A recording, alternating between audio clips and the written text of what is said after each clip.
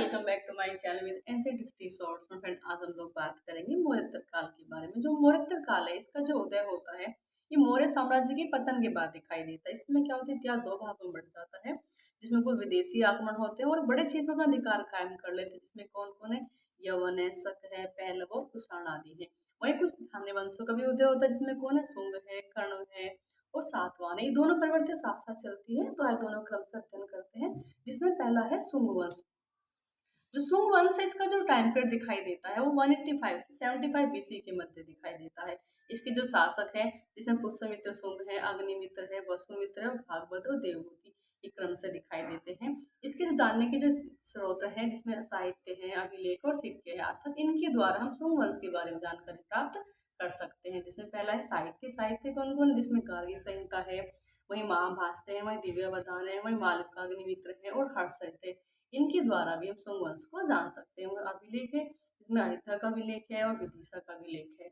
वही सिक्के जो कौशाम्बी है, अयोध्या से मिले हैं और अहिच्छत्र से और मथुरा से। इसमें क्या होता है कि इसका जो सिक्के हैं काफी महत्वपूर्ण है, क्योंकि इनके सिक्कों पर राजाओं के नाम लिखे हुए हैं और तिथि उत्कीर्ण की जाने लगी। अर्थात इनके द्वारा भी हम इस वंश के बारे में जानकारी प्राप्त कर सकते हैं।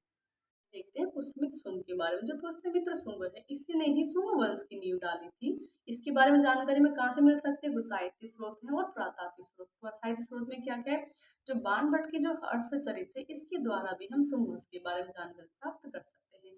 वही जो वायु पुराण से पता चलता है कि पुष्यमित्र शुंग ने वृत्र की हत्या करके, जो कि अंतिम मौर्य शासक है, शुंग वंश की नींव डाली थी। अर्थात इसमें वायु प्राण से बृहदत्त की हत्या और पुष्यमित्र शुंग के शासन बनने का उल्लेख मिलता है। वहीं जो मालविकाग्निमित्र है, इसे कालिदास ने लिखा था।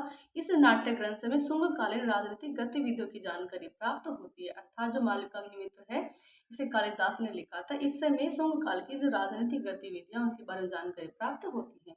वहीं जो पुरातात्विक स्रोत है, इसमें जो अयोध्या का लेख है, यह लेख पुष्यमित्र के अयोध्या के राज्यपाल धनदेव का है। इससे पता चलता है कि पुष्यमित्र शुंग ने 2 अश्वमेध यज्ञ किए थे और जो ये अश्वमेध यज्ञ किए थे, इसने यवनों को विजित करने के बाद में करता था। यवनों को विजय करने के उपलक्ष्य में पुष्यमित्र शुंग ने 2 अश्वमेध यज्ञ किए थे। जो अश्वमेध यज्ञ जो पुरोहित थे, ये पतंजलि थे। कौन थे ये? पतंजलि। काफी इंपोर्टेंट है ये।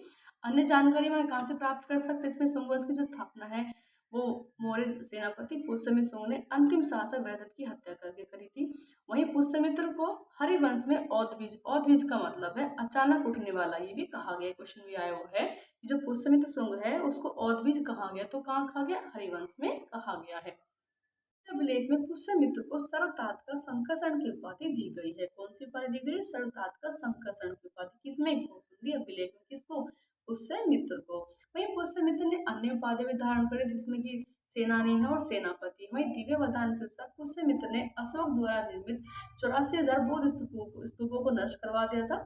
इसमें कुछ हमें बहुत बड़ी धारणा दिखाई देती, किंतु ऐसा नहीं, क्योंकि पुष्यमित्र शुंग ने भरहुत का स्तूप भी बनवाया था और सांची के स्तूप के चारों ओर 4 दीवारी का निर्माण भी करवाया था। ऐसी जानकारी में प्राप्त होती है।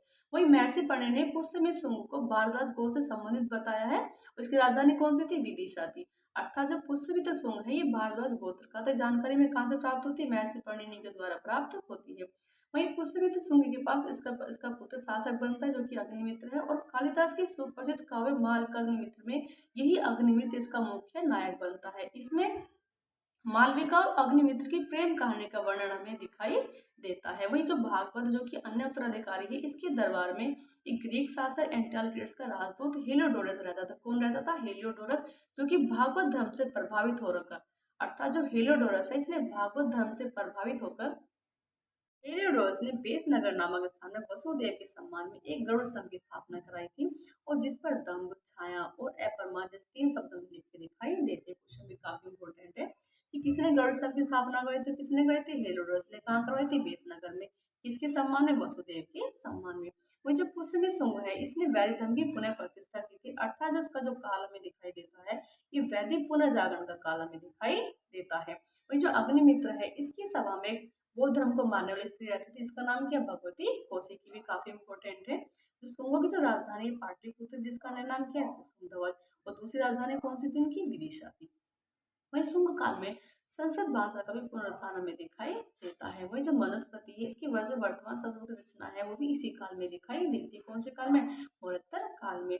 वही जो अंतिम शासक है जो कि कौन सा अंतिम शासक है? देवभूति। इसकी हत्या उसके ब्राह्मण मंत्री वसुदेव ने करी थी। कौन से वंश की नींव डाली थी? कर्ण वंश की नींव डाली थी। अर्थात जो कर्ण वंश की नींव कौन कर रहा है? वसुदेव ही कौन है? देवभूति का ब्राह्मण मंत्री। अंतिम शासक शुंग शासक कौन है? देवभूति। अर्थात अंतिम शुंग शासक देवभूति था और इसकी हत्या उसके ब्राह्मण मंत्री वसुदेव ने करी थी और कर्ण वंश की नींव डाली थी। थैंक्स फ्रेंड, मिलते हैं नेक्स्ट क्लास में।